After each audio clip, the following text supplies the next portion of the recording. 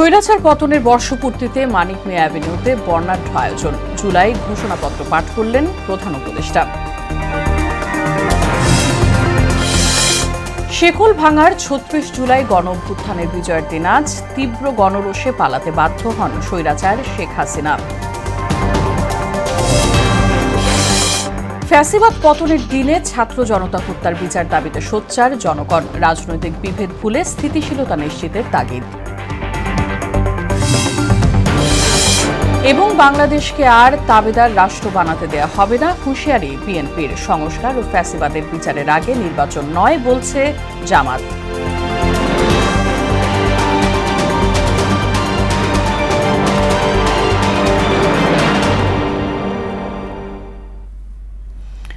আসসালামু আলাইকুম, সবাইকে স্বাগত মোহনা সংবাদে। শুনছিলেন শিরোনাম, পুরো সংবাদের সঙ্গে আছে রাশিদা সুলতানা রিঙ্কু। শুরুতেই রক্তাক্ত জুলাই প্রসঙ্গ।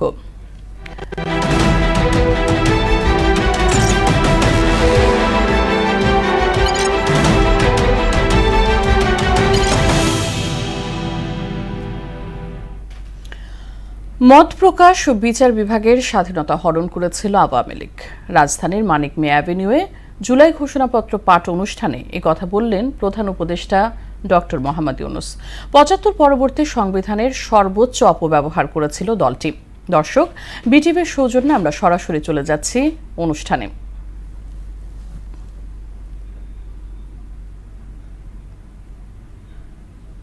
সংবিধানে অবৈধ অগণতান্ত্রিক পরিবর্তন করা হয়, যার ফলে একদলীয় একচ্ছত্র ক্ষমতা ও আধিপত্য প্রতিষ্ঠার পথ সুগম হয়। এবং যেহেতু শেখ হাসিনার আওয়ামী লীগ সরকারের দুঃশাসন, গুম খুন, আইন বহির্ভূত হত্যাকাণ্ড, মত প্রকাশের স্বাধীনতা হরণ এবং একদলীয় স্বার্থে সংবিধান সংশোধন ও পরিবর্তন বাংলাদেশের সকল রাষ্ট্রীয় সাংবিধানিক প্রতিষ্ঠানসমূহকে ধ্বংস করে। এ বিষয়ে আরো জানাতে মানিক মিয়া অ্যাভিনিউ থেকে যুক্ত হচ্ছেন সহকর্মী এসইউ সেলিম। সেলিম, প্রধান উপদেষ্টার জুলাই ঘোষণাপত্র পাঠের বিষয়ে আমাদেরকে জানাবেন।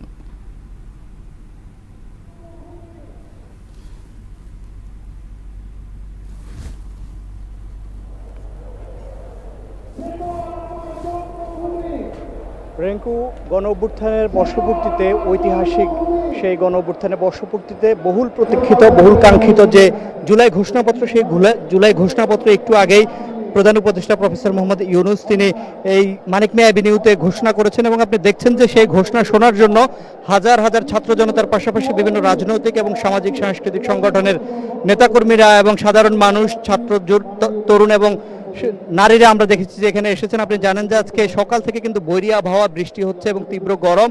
সেসব উপেক্ষা করেই কিন্তু প্রধান উপদেষ্টার এই জুলাই ঘোষণাপত্র শোনার জন্য হাজার হাজার মানুষ সকাল থেকে বৃষ্টির মধ্যে দাঁড়িয়েছিলেন। এখন পর্যন্ত তারা দাঁড়িয়ে আছেন। আপনি আমার পেছনে যে দৃশ্যটি দেখছেন, অভূতপূর্ব ঐতিহাসিক একটি দৃশ্য। এবং সে আজকে যে জুলাই অভ্যুত্থানের যে ঘোষণাপত্র কাঙ্ক্ষিত, সেটি প্রধান উপদেষ্টা একটু আগেই তিনি পাঠ করে শুনিয়েছেন। এবং সেখানে আমরা যতটুকু শুনেছি যে 26টি ধারার কথা বলা আছে এবং সেই 26টি ধারার মধ্যে বেশ কিছু ধারাতে ৭১ থেকে শুরু করে আমাদের বিভিন্ন সময়ে যে গণ অভ্যুত্থান সহ বিভিন্ন সময় যে গণতান্ত্রিক লড়াই সংগ্রামের জন্য যে অভ্যুত্থানগুলো হয়েছে সেগুলোর কথা যেমন আছে, একই সঙ্গে আমাদের ২৪ যে জুলাইয়ের যে অভ্যুত্থান, সেই অভ্যুত্থানের কথা বলা আছে। এবং সেখানে যে অভ্যুত্থানের যারা নেতৃত্ব দিয়েছে, শহীদ এবং আহতরা, তাদের পরিবারের নিরাপত্তার কথা বলা আছে। একই সঙ্গে সবচেয়ে যে আলোচিত যে বিষয়টি, যে আপনি জানেন যে সামনের যে নির্বাচন, সেই নির্বাচনের বিষয়টি আলোচিত হচ্ছে। এবং এই নির্বাচনের তফসিলে কিন্তু এই জুলাই ঘোষণাপত্র সংযুক্ত করার কথা বলেছেন প্রধান উপদেষ্টা। আমাদের সাথে আছেন আমাদের সহকর্মী রিপন, আমরা একটু তার সাথে কথা বলার চেষ্টা করবেন। তিনি সকাল থেকে আসলে এখানে দেখেছেন, অবস্থান করেছেন। সকাল থেকে আসলে সকাল থেকেই আসলে আমরা দেখেছি যে উৎসুক জনতা তারা কিন্তু ভিড় করছে, তারা দল বেঁধে আসছে, পরিবার নিয়ে আসছেন। আমরা দেখছি যে বাবা তার মেয়েকে নিয়ে আসছে, মা তার সন্তানকে নিয়ে আসছে।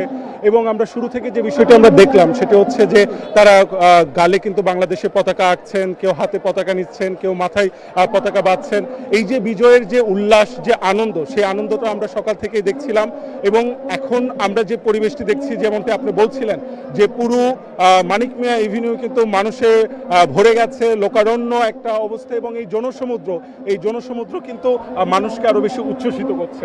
রিঙ্কু, শুনছিলেন আসলে সহকর্মী রিপন যেমনটি বলছিলেন যে বিপুল পরিমাণ মানুষ, উৎসাহী মানুষ, এবং একই সঙ্গে তারা কিন্তু প্রধান উপদেষ্টার সেই কাঙ্ক্ষিত যে ঘোষণাপত্র, সেই ঘোষণাপত্রটি শুনছেন এবং তারা প্রত্যাশা করছেন যে আগামীর বাংলাদেশ শান্তিপূর্ণ বাংলাদেশ হবে এবং সাধারণ মানুষের অধিকারের বাংলাদেশ হবে, সব বৈষম্য দূর হবে, এই প্রত্যাশা তারা করছেন। এবং একই সঙ্গে আগামীতে কোনো রাজনৈতিক দলও যাতে স্বৈরাচার না হয়ে উঠতে পারে সে বিষয়ে তারা সোচ্চার থাকবেন। তারা আজকে এই শপথ নিয়েছেন। রিঙ্কু, এই ছিল মানিক মিয়া এভিনিউ থেকে আমার কাছে।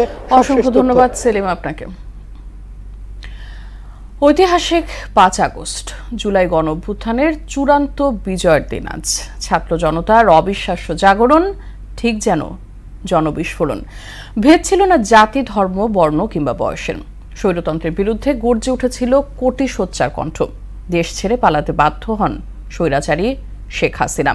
৩৬ দিনের সেই যুদ্ধটা ছিল কঠিন, ছিল নির্মমতার, ছিল শহীদদের স্মৃতিস্মারক।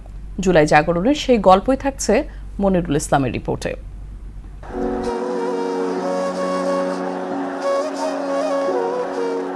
একটি ৩৬ জুলাই বদলে দেয় সবকিছু। দীর্ঘ ১৫ বছরের পুঞ্জীভূত ক্ষোভে রচিত হয় এক বদলে যাওয়া বাংলাদেশের গল্প। অপ্রতিরোধ্য তারুণ্যের এ যেন এক নতুন বাংলাদেশ।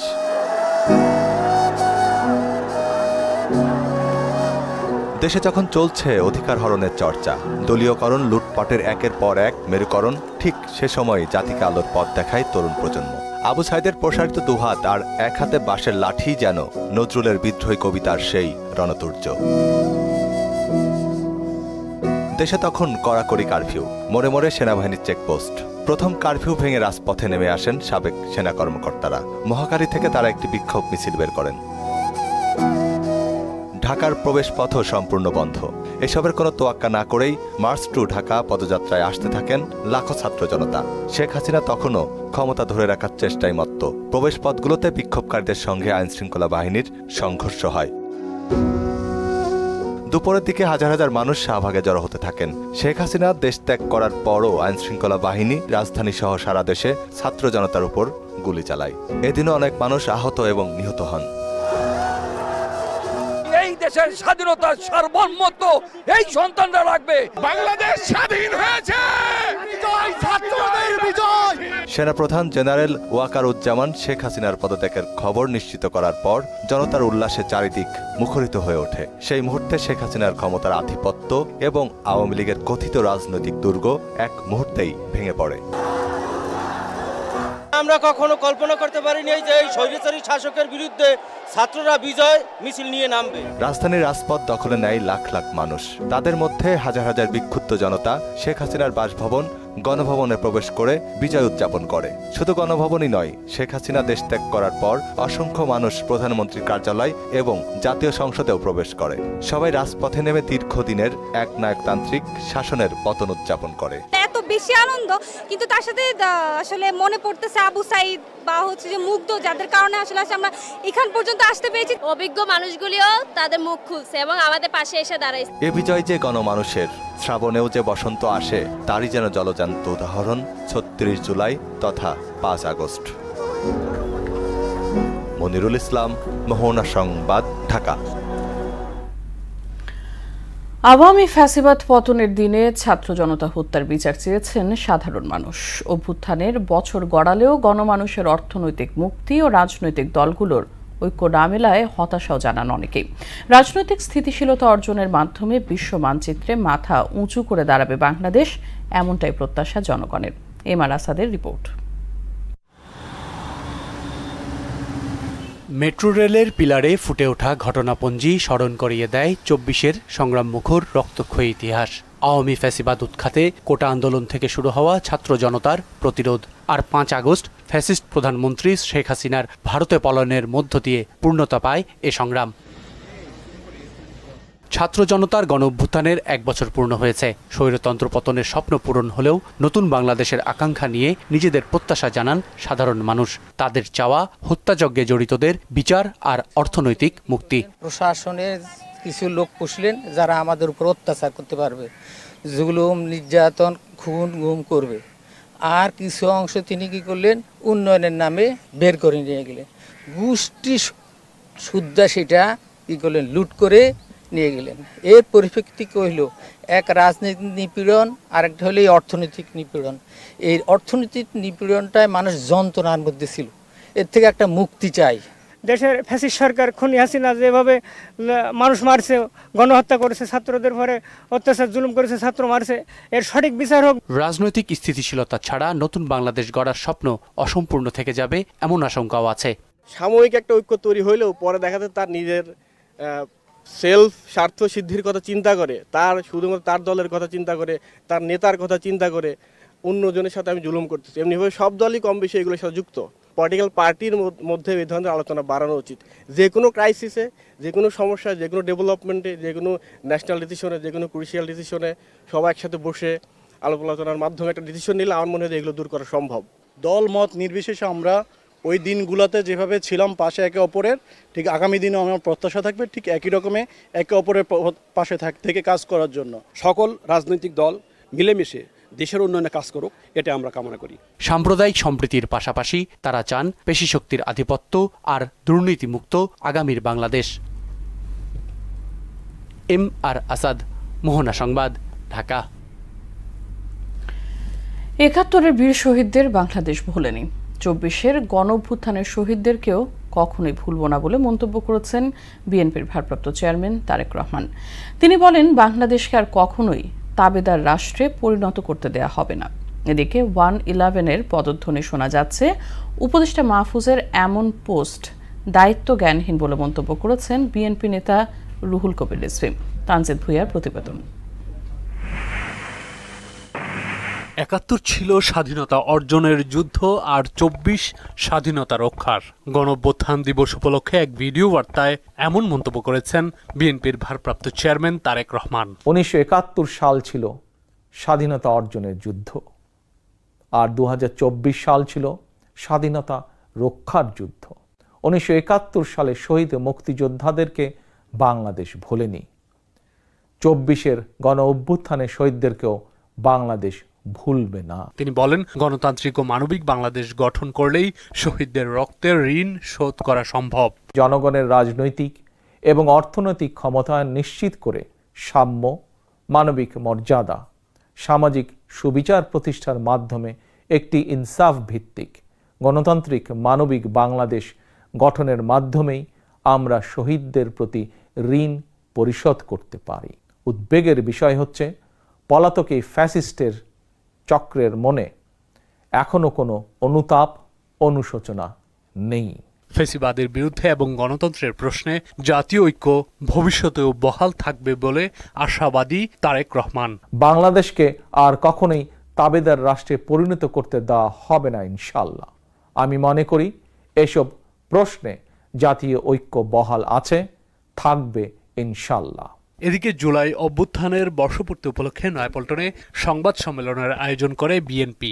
এতে দলের সিনিয়র যুগ্ম মহাসচিব রুহুল কবির রিজভী বলেন, গণতন্ত্র চর্চা ব্যাহত হলে অগণতান্ত্রিক শক্তিগুলো মাথাচাড়া দিয়ে উঠবে। গণতন্ত্র যে চর্চা, সেই চর্চা যদি নানা কারণে ব্যাহত হয়, তাহলে নানাভাবেই অগণতান্ত্রিক শক্তির মাথা চাড়া দেওয়ার সম্ভাবনা রয়েছে। এত শিশু, এত তরুণ, এত কিশোর, এত শ্রমিক হত্যা করার পর ওদের রক্ত শুকায়নি, তারপরেও আমরা দেখতে পাচ্ছি ফ্যাসিবাদ নানা দিক থেকে মাথা তুলে দাঁড়াচ্ছে। জুলাই অভ্যুত্থানের বর্ষপূর্তি উপলক্ষে বিএনপির পালন করা ৩৬ দিন ব্যাপী কর্মসূচির সার সংক্ষেপ তুলে ধরেন রিজভী। যারা দিনরাত কাজ করে এটা সাফল্যের দ্বার প্রান্তে নিয়ে এসেছেন, তাদের সকলকে আমি কৃতজ্ঞতা জানাচ্ছি। তানজিদ ভুঁইয়া, মোহনা সংবাদ, ঢাকা। সংস্কার ও ফ্যাসিবাদের বিচারের আগে নির্বাচন হলে দেশে বিদ্রোহ হবে বলে হুঁশিয়ারি দিয়েছেন জামায়াতের সেক্রেটারি জেনারেল মিয়া গোলাম পরোয়ার। কোনো চাপের কাছে নথি স্বীকার না করতে সরকারের প্রতি আহ্বানও জানান তিনি। আর দলটির নায়েবে আমির আব্দুল্লাহ মোহাম্মদ তাহির বলেছেন, একবার দেশ সেবার সুযোগ পেলে ৫৪ বছরের ইতিহাস বদলে দেবেন তারা। আরও জানাচ্ছেন ওবায়দুল হক মারুফ। জুলাই গণঅভ্যুত্থানের প্রথম বার্ষিকী উপলক্ষে রাজধানীর মহাখালী এলাকায় সমাবেশ ও গণমিছিলের আয়োজন করে জামায়াতে ইসলামী ঢাকা মহানগর উত্তর। কি হয়েছিল আমরা জানি, কারণ আমরা ১৫ বছর নির্যাতন শিকার ছিলাম। সমাবেশে দলের নায়েবে আমির বলেন, দেশের স্বাধীনতা সার্বভৌমত্বের প্রশ্নে জামায়াত কোনো আপোষ করবে না।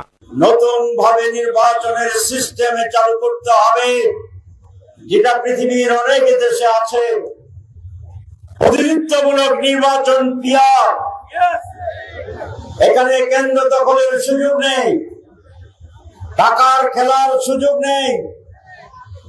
প্রতিটি মানুষের ভোটের অধিকার এখানে কাউন্ট করা হবে। দলটির ঢাকা মহানগরী দক্ষিণের উদ্যোগে রাজধানীর পল্টন মোড়ে গণমিছিল পূর্ববর্তী এ সমাবেশ। জুলাইকে আমরা ধারণ করে নতুন বাংলাদেশ বিনির্মাণের যে স্বপ্ন দেখছি, এই স্বপ্ন আজ আপামর ছাত্র জনতা সারা বাংলাদেশের প্রত্যন্ত অঞ্চলে দেখা শুরু করেছে। একটা বড় নিয়ামত হচ্ছে আমাদের শৃঙ্খলার শক্তি। শৃঙ্খলার এই শক্তিকে আমরা কাউকে ভয় করতে দেব, এখান থেকে আমরা কাউকে ভঙ্গ করতে দেব না।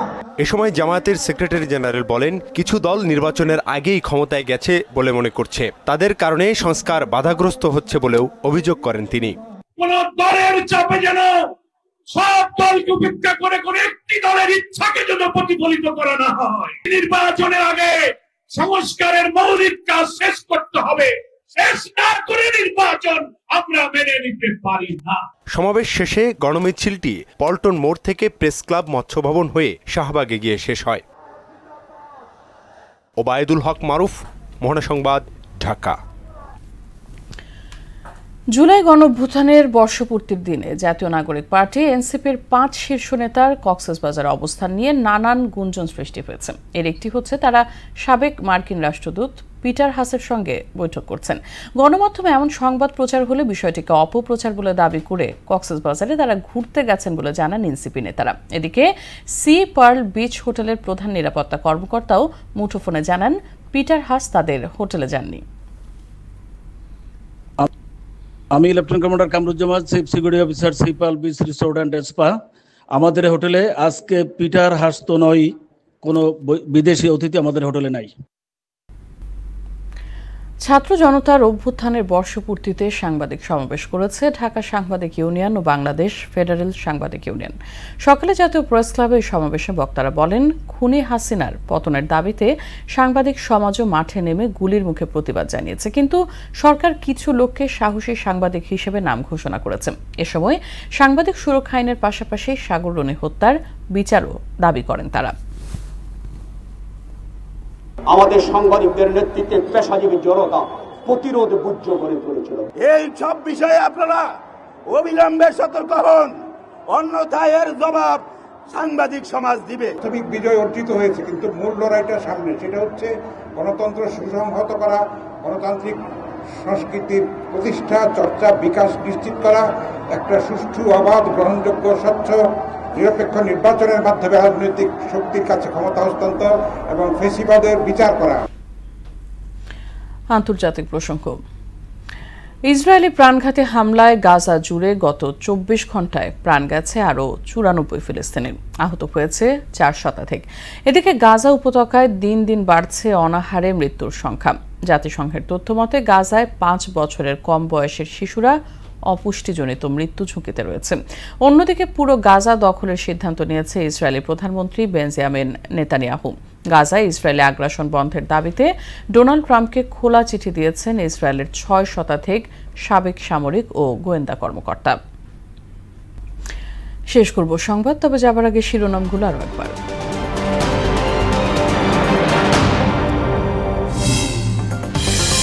স্বৈরাচার পতনের বর্ষপূর্তিতে মানিক মিয়া অ্যাভিনিউয়ে বর্ণাঢ্য আয়োজন। জুলাই ঘোষণাপত্র পাঠ করলেন প্রধান উপদেষ্টা। শেকল ভাঙার 36 জুলাই গণঅভ্যুত্থানের বিজয়ের দিন আজ তীব্র গণরোষে পালাতে বাধ্য হন স্বৈরাচার শেখ হাসিনা। ফ্যাসিবাদ পতনের দিনে ছাত্র জনতা হত্যার বিচার দাবিতে সোচ্চার জনগণ, রাজনৈতিক বিভেদ ভুলে স্থিতিশীলতা নিশ্চিতের তাগিদ। এবং বাংলাদেশকে আর তাবেদার রাষ্ট্র বানাতে দেয়া হবে না, হুঁশিয়ারি বিএনপির। সংস্কার ও ফ্যাসিবাদের বিচারের আগে নির্বাচন নয় বলছে জামায়াত। এই ছিল সংবাদে। পরবর্তী সংবাদ রাত 9টায়। এর আগে সন্ধ্যা 7টায় দেখবেন সংবাদ এক নজরে। এছাড়া মোহনার সবশেষ খবর জানতে ভিজিট করুন www.mohana.tv। সংবাদ দেখতে পারেন ফেসবুক ও ইউটিউবেও। সঙ্গে থাকার জন্য ধন্যবাদ সবাইকে।